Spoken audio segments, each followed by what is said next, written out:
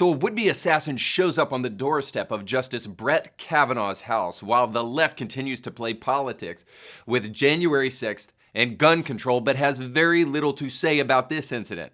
I'll lay out some of the most common gun control talking points that we're hearing right now and try to interact with them so that we can critically think about what's really going on with the issue of gun control. We'll talk about that and more today on Indie Thinker.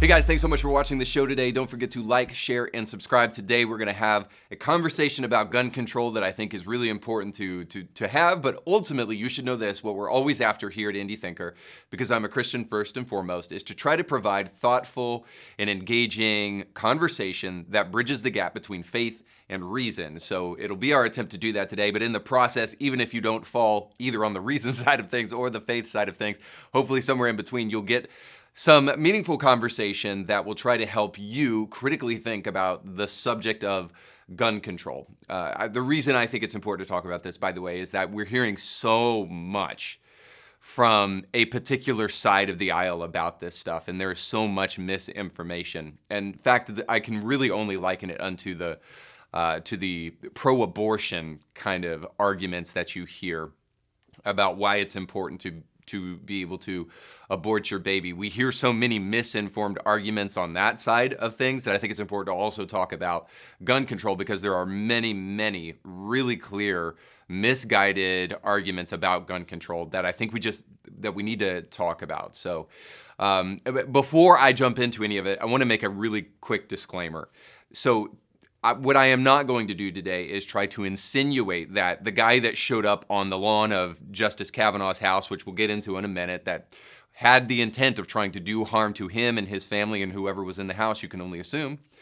It is not my intent to try to argue that the people on the left are insane like this guy, or even that the people on the left and the Democratic Party more broadly are responsible for what this guy did specifically. It's not really my argument today, but I will say this, to put it kind of within the mindset or my camp of thinking.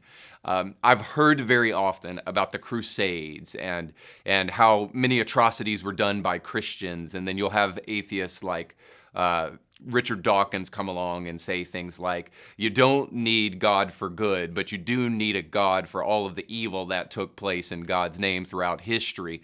And so he's talking about the Crusades and that kind of stuff, and maybe the Inquisition, different things that took place in history where Christians were legitimately doing things that were not good, were evil. And so that argument clearly misses something that's really important, which is that the bloodiest century in human history was the 20th century, and most of the body count, if not all of it, were done in the name of godless atheism and communist atheism at that. And so the bloodiest century past and present and hopefully future is the 20th century, the 1900s, and every single one of those toes have a toe tag from godless Marxist atheism by and large. And so the point in saying that is that whenever Christians in the past have done horrible, atrocious things, and they have done it in the past, whenever they've done it, it has always been in violation to the ideology of Christianity. So in the Crusades, when they're roasting Muslims and cannibalizing them and eating them and all sorts of other horrible things, or beheading people in the Inquisition, it's always done clearly in opposition to the teaching of Scripture and to the teaching of Christ. Now, on the flip side, when godless atheism does what it does, like it did in the 20th century, it is usually in keeping with the ideology of atheism, because there is nothing specifically that would have outlawed them from doing it within the mindset, within the framework of atheism. So, in other words, Christians were being logically inconsistent when they did what they did in the Crusades, while atheists and godless communist atheists were doing that which was logically consistent according to their worldview. So this is the scary thing. What I will try to argue today is much of what we're hearing from from the left is the kind of rhetoric that truly is in keeping ideologically with what this guy did by showing up at Brett Kavanaugh's house. Now, I'm going to justify that here in just a moment so that you don't go immediately to the comment section and dismiss what I'm saying. So hang with me. Before I get there, I want to make sure that you know that this show is sponsored by our friends over at Element Funding. Right now, go below if you have any mortgage needs and go to the show notes or the description of this podcast where you can access a link to go directly to kevinblairteam.com, where they can help you with whatever your mortgage needs are. I would encourage you, as we continue to grow our channel, to consistently go down there if you have any needs whatsoever and look at all of our sponsors so that you can have your needs met by the people who really deserve your business the most. So do that now, and if you go over there to Element Funding, let the guys know that Indie Thinker sent you. All right, before I can justify the claim about it being logically consistent for this guy to do what he did by showing up at Kavanaugh's house, I need to make sure you understand what took place. So, for those who aren't aware, after the Supreme Court had their majority decision leaked, now this is just a writing. It's a decision that's in paper, but it is not an officially made decision. So of course, there's nothing that has happened to Roe v. Wade, but it hasn't stopped the Democratic Party and leftists specifically from freaking out about Roe v. Wade and the future of abortion in America, which of course we know at this point in time, or hopefully you know, that if Roe v. Wade is overturned, all that simply means is that abortion becomes a state issue. That the states will decide among themselves with their constituents, duly elected by the people of that state, what to do with abortion on a state-by-state issue, all right? So didn't stop the left from freaking out and spewing a whole bunch of rhetoric about Roe v. Wade. Now, fast forward a little bit, and so you have political leaders and people in the media basically glad-handing those who wish to show up outside of the homes of Supreme Court justices. I can show you a couple of clips of people, political class and media, just saying that it's just absolutely fine for these people to show outside of the homes of Supreme Court justices and to protest. So here's a little bit of that. So I know that there's an outrage right now, I guess, about protests that have been peaceful to date, and we certainly continue to encourage that outside of judges' homes, and that's the president's position. I want to tell you, Gorsuch, I want to tell you, Kavanaugh, you have released the whirlwind, and you will pay the price. Maybe these protests and maybe this outcry gives Chief Justice Roberts some leverage for a more moderate approach, because we saw during the hearing that he was looking for a moderate way to handle this case. Yes, they're going to be protests in front of Kavanaugh's house because people are angry. And as long as they stay nonviolent, I think for most of the people who are watching it, you can understand where they're coming from. Now, it is not surprising to me at all because there is no understanding of the sacred among the secularists on the left side of the aisle, that they would be okay with people going into or going on the premises of people's homes or just outside of their homes even to try to, quote unquote, let their voice be heard, as though this was a major part of American democracy to show up in people's homes to try to protest. And then, of course, there's been a bunch of equivocating how January 6th is the raising of the temperature to create the atmosphere for these kind of things to take place, while the left continues to remain blissfully ignorant how they might be doing the same thing here in this situation. Now, I want to just digress for a moment and just say, listen, I don't blame anybody on the media or in our political class for what just happened. So let's get to the what happened. So just last Wednesday, there was a young man that traveled, he was 26 years old, traveled from Simi Valley, California, over to, I believe it's Chevy Chase, Maryland, to the East Coast to show up at Brett Kavanaugh's home in the wee hours of the morning. He did so with a gun, with zip ties, with a knife, and with pepper spray. And he was found on the lawn of Brett Kavanaugh's home, and then he was arrested. He actually called the police himself because he saw the security around the home and realized there's zero chance that I'm actually going to be able to get away with doing this. Called the police on himself. Security forces came upon the guy, and then he was apprehended.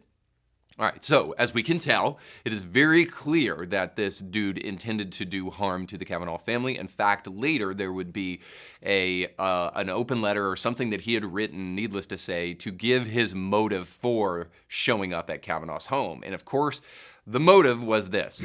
The motive was that he did not like the decision that the Supreme Court was making on Roe v. Wade in that leaked document. And then also he didn't like what was happening at Robb Elementary School with the shooting of children and the fact that conservatives usually, by and large, are in favor of very moderate gun control. And so in order to protest Roe v. Wade, and in order to protest the killing of children at Robb Elementary in Uvalde, Texas, among other things, I'd assume, but specifically he mentioned that, he decided that the best thing to do would be to go full-on hypocrite and kill Brett Kavanaugh because, again, he didn't like the idea of women having to have back alley abortions and their life being at risk and the lives of children being at risk by mass shooters, so he decided the only thing he could do was to shoot and to kill somebody else in order to keep that from happening. But I argue this. I already showed you some of the rhetoric about showing up at the houses of Supreme Court justices, but here is the ideology, the mentality behind all of that, is that we've been told by the left that what happens if you overturn Roe v. Wade is that back alley abortions come back and women's lives are at risk and we have to protect women. And then you also hear about we have to protect kids from mass shooters. And so we need very rigorous and strict gun laws. And conservatives are never going to be the ones who do either one of those things. And so now think about this. If I'm going to talk about logical consistency, follow me here. When you say that conservative justices or conservatives writ large are going to be responsible for the death of thousands of women. By the way, NARAL, N-A-R-A-L, lied about their statistics with back alley abortions and the death of women, where you get that like rusty coat hanger thing. All of that is a lie from NARAL. But think about this. So if conservatives will be responsible for the death of multiple women in back alley abortions, and then also conservatives will be responsible for the death of many, many children because of their very laissez-faire attitude toward guns, well, then it only is logically consistent that to save the lives of many, you must risk the life of a singular person.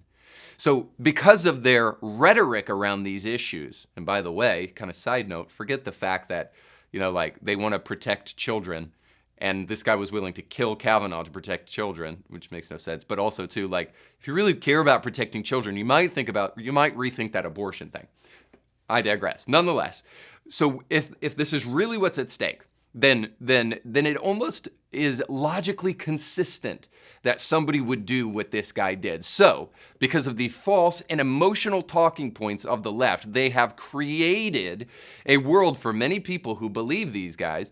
They've created a world in which this kind of act of aggression, this senseless mental instability, is perfectly logical. So now again, not blaming the left or Democrats more broadly for what took place, but I am saying that because of the world that they want to try to create with their lies, because they like people getting emotional about these things, and because they're not willing to substantively talk about the issues, they are creating the precursor for these kind of things to take place.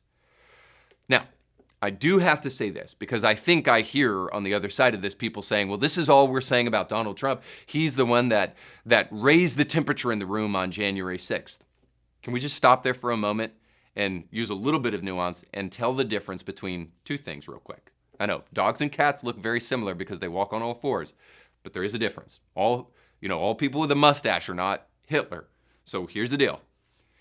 When you encourage people to peacefully protest, which is exactly what Donald Trump said, you can go back and look at it yourself, and do so in a public place like the Capitol.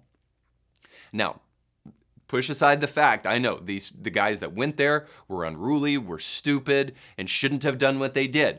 But is there not a world of difference between encouraging people to go to that public place paid for by our tax dollars and going to somebody's private residence and to protest there and to be angry about what's going on there?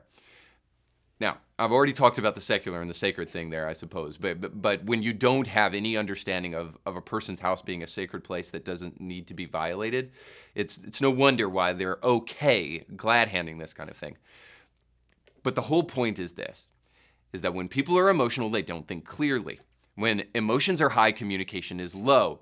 And this is what we're seeing on the gun control issue. And I'm going to try to prove it to you with, I guess I would call the most 5 common arguments when it comes to gun control. So what I would like to do is I want to give you some of the arguments that we're hearing from the left about gun control, and then I want to try to apply some logic to those things.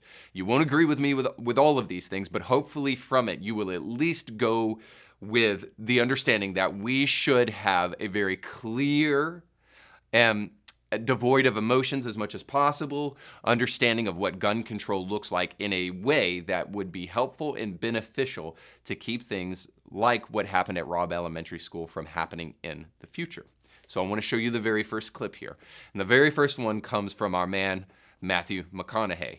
And he doesn't think things are all right, and they aren't in Uvalde, Texas. But I want you to hear from him because he kind of represents the liberal side of things. Now, he's a very, I would say, common sense liberal, but definitely a liberal. So here is his offering as far as what gun control would look like to keep Uvalde, Texas from happening in the future. You laid out 4 basic things. Right. One of them is raising the age 18 to 21 for AR-15s. Yes, sir. And the like. Yes, sir. And here's the op-ed. What else in there? Oh, well, we talk about background, we talk about red flag, and I also a waiting period, just to call it a pause after purchase, I think could be a good idea. I know it's gonna be a tough one to push across, but I just know of so many. It's true that so many of the people that don't need a gun in their hands are committing crimes of passion, and that sometimes a pause, hey, get your mind off it. Let your intentions be intercepted by something else over a period of time could stop quite a few of these kind of crimes. It polls very well. But when you hear Republicans and they push back on some of the specifics, right, concerns about red flag laws, or concerns about that laws currently are not being enforced, right, what do you say to them? It's a great point, because look, to start with, let's go back to where the right and where the Republicans, what they're staunch on is, hey, mental health, we got a problem with the people, not the tool. Okay, we're hearing that. We're in values, family values, parenting, well, all these different things that we got to restore those. School safety. School safety. You know, all these things make sense. That's the root of the problem, is the mentally ill people that are committing the crimes. We fix people, we're probably not having this conversation, and we're not up here for the reason we're up here. We're not gonna fix people. That's gonna be a lifetime job after we're here and after we're gone for our kids and their kids after. I do think there's some things we can do to keep the guns out of the bad guys' hands. What he just said there, I think, is really telling, because this is the one thing that we don't really get often in the debate. We get somebody consenting to the reality of the opposition's argument. And so he said right there, essentially, that the right really has the right answer at the end of the day. This is not about machine, this is about man. But then he goes on to give a couple of prescriptions. Now, I already know what people are going to say when I talk about his prescriptions, because they're going to say what Matthew already said. This is the way we're kind of engineered to think, I think, on these things, is we'll say, well, some prescription is better than no prescription, or how come you don't offer your own prescription here? You're just going to critique what he says. Because I actually happen to think that if you don't create resolutions to the problem you're seeking to fix, then you're actually not doing anything. And this is my argument here, is that none of the prescriptions that McConaughey mentions in his televised appearances actually would have stopped Uvalde from happening. So let's deal specifically just with the big one, right? So the big one is, let's raise the age for owning an AR or a gun like that. Let's make it 21 and not 18, and even kind of throw in the mix there, let's keep people cool so that they don't have to, do a crime of passion or anything like that. Let's let them wait a little bit before they can own a gun. Well, ultimately, all that would have done in this situation is forced this individual to move to a handgun. If you remember, the police didn't go into the school until 40 minutes after they arrived on the scene. So all that means is this guy killed 21 people and shot more, and he would have just had to reload once instead of not reloading at all. We can assume. We don't know how many times he reloaded. At least I haven't heard that number. But ultimately, all he would have had to do is just change one magazine. And that's assuming, too, that the magazine that the gunman was using was a high-capacity magazine. Now, whether or not it was is not important. What's important is just this, is that the solution that McConaughey is offering is just a solution geared toward making killing people slower. Right? So if we're not willing to have the conversation of taking all guns away from people and totally abolishing the Second Amendment, then what are we truly wishing to solve by raising the age limit to 21 rather than 18? This guy could have done it when he was 21 and then there would have been no difference whatsoever. You say, well, we need to do something. Of course, yes. We need to do something, right? We need to have conversations about these things, and we need to not let the perfect be the enemy of the good. But my question is are these really good solutions? Solutions that don't actually keep shootings from taking place like what took place in Uvalde are not helpful whatsoever. All right, and so we go to this next kind of argument, because I know many people are saying, okay, so does that mean we just get rid of guns altogether? Because you're going to hear the slippery slope argument in this second clip from our buddy Trevor Noah. So let me play that for you and we'll dig into that. I always say the same thing. Oh, it's a slippery slope. Which guns do you ban? You know, like which guns do you want to ban? It's like, well, just start with the ones that people seem to be using over and over again to go into schools to kill a bunch of children at one time. Oh, but that won't, what if they come with it? Yeah, then we'll deal with that. You know, it's a lot harder to commit these mass shootings when you don't have certain types of weapons. What I found fascinating about the argument that Trevor Noah just laid out is that ultimately he's saying that people are concerned about the slippery slope argument for no good reason. And then ultimately he comes out and says, well, what we're doing right now isn't really going to solve gun crimes like we see them in the present, because actually gun crimes are mostly done with handguns, so you eliminate rifles and AR-15s with high-capacity rounds and all that stuff. It's not really going to solve that, but at least it's a step. I mean, right there, he's admitting he's not a good poker player, suffice to say. He's admitting what the goal is. The goal is to slide straight down that slippery slope. Let's eliminate this for now because we think we have a better chance of doing that so that we can eventually come back and eliminate the guns that are the problem. And so here's the deal, is that unless you're going to just totally destroy the Second Amendment, many of the arguments the left are using are slippery slope arguments that ultimately tip the hand of people like me and make me think what you're actually after is you're after all guns, not just some guns. And so it's hard to have a conversation with people that you do not believe are honest brokers in the conversation. And it sure doesn't seem that Trevor is. Because again, we need to go back to the McConaughey thing and kind of combine that with what we're talking about now. Can we at least have conversations that would substantively have changed what took place in Uvalde, if that's what we're going to say is the real issue here and the things that's got us thinking about these things? So let's pose some things that might actually have made a difference. And because I've spoken about it so much on the show before, I don't want to go into detail with these things, but suffice to say, the things that would have made a difference, those things include armed teachers or armed security. Over the weekend, I heard somebody say this, and I think it's a valid point. It's that, like, listen, we've got people with guns protecting money. And you say, well, a teacher didn't go to their job to protect kids. Well, guess what they're going to do? When a gunman comes into that school, if a gunman comes into a school, then what they're going to do is they're going to lay down their life and they're going to risk their life to save those kids. Hopefully, right? That's the best case scenario. Hopefully we can agree on that. So why not give them a fighting chance to actually stand up for themselves, defend themselves, and fight back rather than just to be a sacrificial lamb? Why not arm them to equip them to be a lion to fight back and keep more kids from dying? No, they're not going into weapons arms training to be a teacher. But if we are not going to have conversations that actually make sense, at least we could have somebody there that's armed protecting children, if not the teachers armed and protecting kids, so that these kind of things don't happen in the future. And then we think about not only arming teachers or perhaps making sure that we pay somebody at all times to be there that is armed, but you think about one point of entry, only one, and locked doors everywhere else that you can exit out of but cannot come into.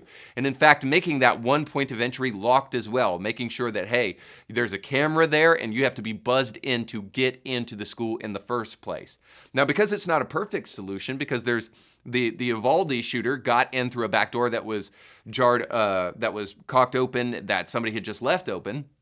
It's not a perfect solution, but it's at least a logical and one that makes common sense, rather than totally destroying the Second Amendment and continuing to offer up things that definitely wouldn't have helped, at least in the Uvalde shooting case. All right, but it doesn't stop the left from kind of positing the craziest of solutions to gun ownership and gun laws. And so here is the id of the Democratic Party, the brainchildren, the geniuses over at The View talking about gun ownership. So here's Joy Behar talking about the fact that if more black people owned guns, then there would be a greater incentive for the right to enact gun laws. Again, he is a black man. It's odd. Most AR-15 owners are former military, 35 plus Let me and say married. one more thing. So that's all I'm saying is that they're not these crazy people. Here's the thing. Once black people get guns in this country, the gun laws will change. Trust me. Restrict gun ownership, I guess, with a laissez-faire, kind of just like any way they want to. Okay, step back, because all that was fine.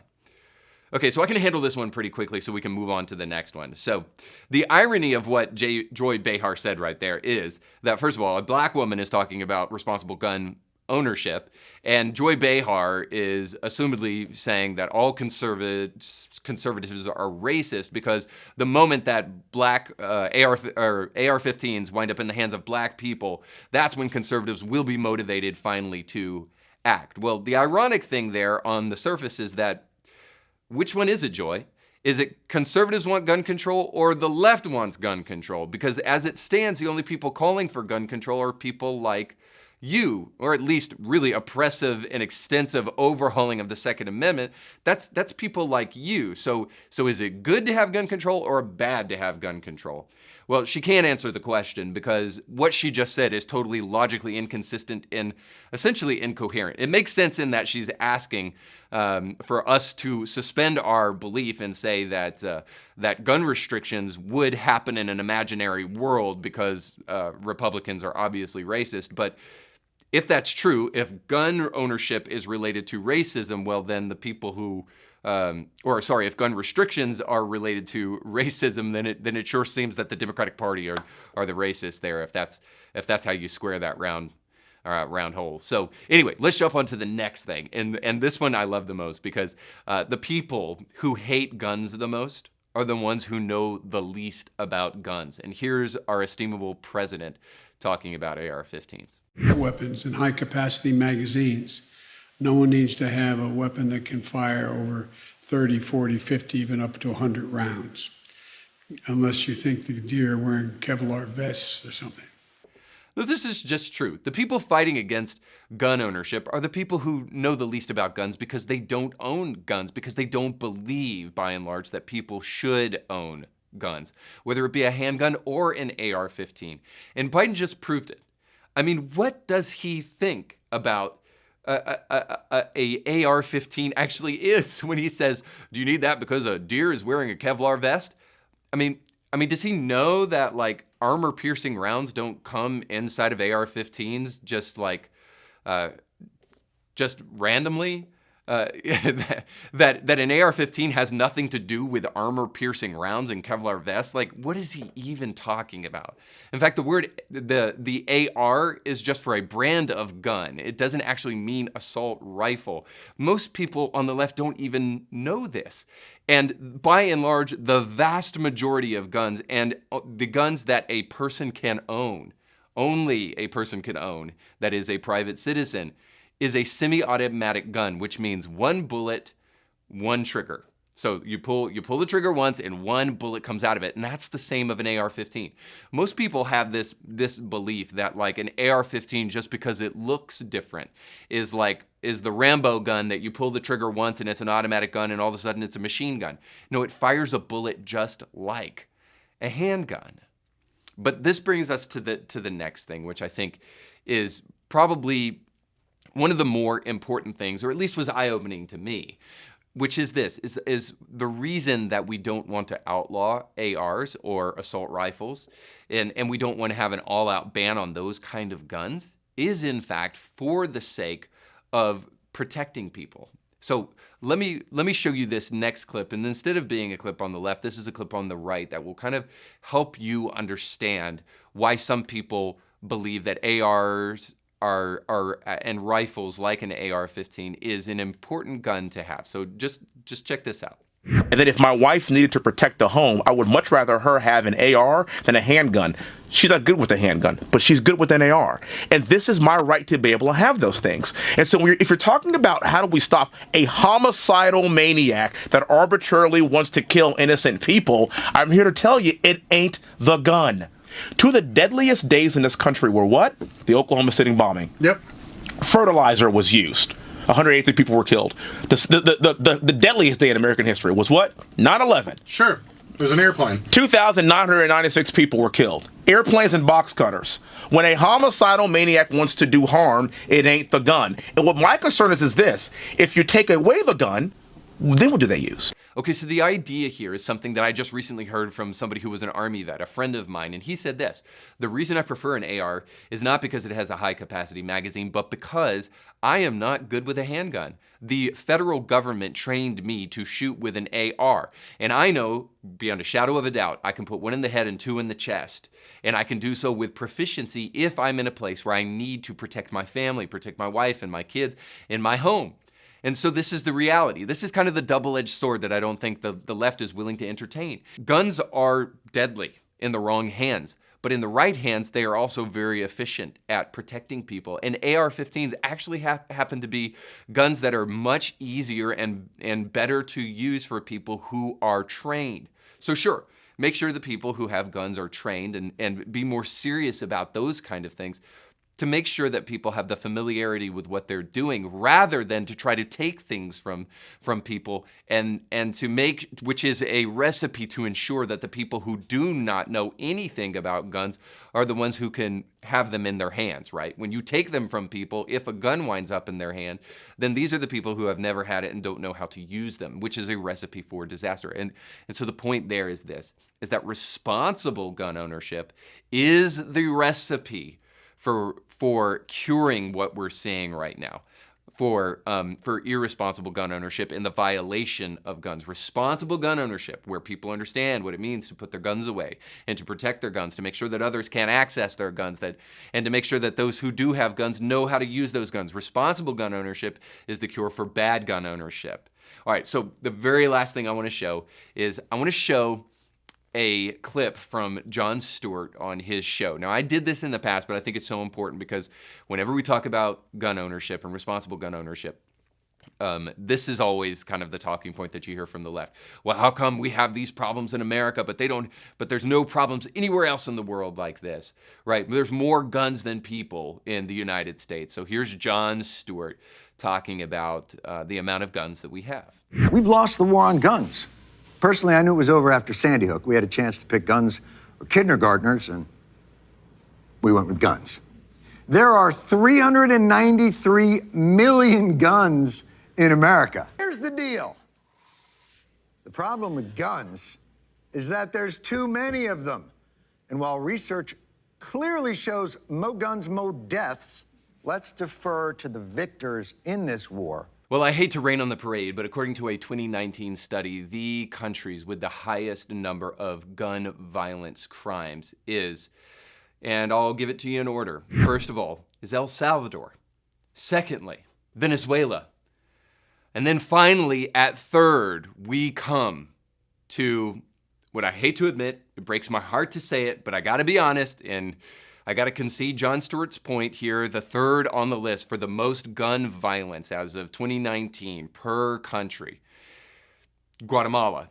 And in fact, if you look at a top 10 list of gun violence in the world, America is far, far, far, far, far down on the list in number 28. So yeah, we may have more guns than the rest of the world, but we are not the worst country in the world for gun violence. In fact, the amount of self-inflicted gun wounds is far higher here in America than as far as compared to other countries than gun violence in other places around the world. So hopefully that makes sense. But needless to say, as far as comparing countries to countries, suicide is a bigger problem with self-inflicted gun wounds than actually murder or violence with guns. So the point being is this, is that if we're going to make accusations, we need to make sure the facts are in our favor. And as far as gun ownership in America is concerned, it's just that fact has no bearing on the fact that some of these mass shootings happen. It just doesn't. Those two things, that's a non sequitur. Those two things don't relate to the other, right? Just because we have a bunch of guns doesn't mean that this Uvalde shooter was able to kill those kids at Robb Elementary. Maybe one other thing that I forgot to mention is that if we're going to talk about substantive cures to this thing, then we need to talk about training the police, because what would have been a good opportunity for the police to stop this from happening would have been to go into that school much sooner than they actually did. Because as I've mentioned before in past episodes, there are reports coming out that there was an active shooter while the police were waiting outside. And when they've told us that the shooter was a barricaded shooter, which we now know is not true. And so the point is that where there's smoke, there's fire, but just make sure that we're not confusing smoke with clouds here. And by that, I mean just this. Just because there is a large amount of gun ownership in America does not necessarily mean that that is the reason that these things are happening. And it certainly doesn't mean that we can go around falsely claiming that mass shootings happen more in America than anywhere else in the world, which is just not true. But here's the point, I guess, at the end of the day that I want to come to with all of this stuff, because gun control, quite frankly, I'm not a gun owner. I'm going to be sometime in the future, but I'm presently not a gun owner. So I'm not fighting because I am one, but because I believe it's important to get to the truth and get to the bottom of things and to have real conversations. And as far as I can tell, I think this is what's going on. So there is this tendency in human nature to want the greatest amount of benefit at the cheapest possible cost. So we'll call it Dollar Tree syndrome, but you call it whatever you want. We want the greatest benefit at the cheapest possible cost. This is a human maxim throughout all of humanity. Now here's the problem, and this is why the left fundamentally does not understand the flawed nature of humanity, is that ultimately when we're talking about an issue like this, like responsible gun ownership and the misuse of guns and mass shootings and the like, what we're talking about is a much bigger issue that cannot have easy, pithy, quick answers given to it. In fact, the opposite is true. We need to have deep conversations and a deep dialogue, nationally speaking, about what would cause these things. And in my mind, that's two things. One, it's a conversation about mental health. We need to put the kind of effort, money, and just the tenacity of the gun controlists on the left behind mental health. Now, again, this is what I hear many people say. They say, well, maybe we need some baby steps because mental health is such a big issue. You heard Matthew McConaughey say this on the Bret Baier interview. But what I'm going to suggest to you is this, is that the squeaky wheel gets the grease, and simple, cheap solutions will become the kind of the throwaway, because we'll say, well, we've did this, so we don't really have to focus on this. And so what I'm saying is we need to put all of our emotion, all of our energy around focusing on what the big ticket items are, and not spend time just with easy answers, because we will find that we typically do not come back on the other side of that to real answers and to the things that really matter if we give ourselves cheap solutions. So mental health is one of those things. And I think probably the most important thing is the thing that we run away from the most. We say, forget your moments of prayers, your moments of silence, forget your prayers for the families. What we need is we need real gun change. Well, actually, I think the opposite of that is totally true. Because we look for easy solutions, one of the things we're not willing to talk about is this conversation about morals and values, and from whence we derive our understanding of what is important and what is good. In other words, we're not willing to have the deep conversation of what a human being is and why they are valuable in the first place. The Democrats, and the left especially, want you to derive your values from them. They want you to outsource all of your responsibility and to put it in their hands. But what I'm really trying to say here is not really any of that. I'm trying to say this. If we cannot agree upon a set group of moral principles, if we cannot agree upon the definition of truth, I mean, for crying out loud, we cannot decide whether or not a man can get pregnant or not in America. If we cannot agree upon a very simple baseline definition of reality and truth as it relates to reality, then we will not truly be able to talk about the value of human life. We will not be able to talk about from whence we derive our values, and we will not be able to talk about what is good and what is evil in the first place. We need to step back, and instead of assume that the government has any solution whatsoever, we need to step back and start asking what a real solution looks like. And I think we have to be honest about this. As obscure and as difficult as it may be, I think we have to start talking about the human heart and what we've been feeding the human heart and what we've been doing to the human heart over centuries here in America that have increased the suicide rate, that have caused us to move further and further away from religious moral values in the West. And we need to have these kind of conversations and be honest about what it is doing to us mentally and emotionally. And until we're willing to have those big conversations, I honestly don't want to hear about your small solutions, because what you're trying to do is you're putting a Band-Aid over a dam that's breaking, and it's never going to fix the issue. The heart of the issue is the heart of the issue. And if you're not willing to talk about it, then I don't think the conversation is worthwhile. So we need to get to the heart of the issue. And so I would say, again, it's mental health and it's moral values. And yeah, you may be hearing what I'm saying in the midst of this. When we have a conversation about moral values, we're going to have to talk about religion. We're going to have to talk about spirituality. We're going to have to talk about Jesus and whether or not he is who he said he is. And if he is who he said he is, then it's the greatest story on the planet. If he is who he says he is, if he can bring about the power of human change, then I think it's worth looking into. And I don't know anybody that can fix the human heart except for the person that assumedly made it. And so that's why I think we need to have big conversations about moral values and mental health. And until we do that, I don't think we're really interested in solving the problem. All right, guys, that's all the time we have for today. If this was helpful to you at all, please make sure to share it with others. And don't forget to like and subscribe. Thanks so much for watching. We'll catch you next time. You can catch brand new episodes of Indie Thinker with Reed Huberman every Monday and weekly bonus episodes to keep you thinking throughout the week. But you have to subscribe and click the bell to be notified when new episodes drop. If you enjoy this content, make sure to like this video and share it with friends.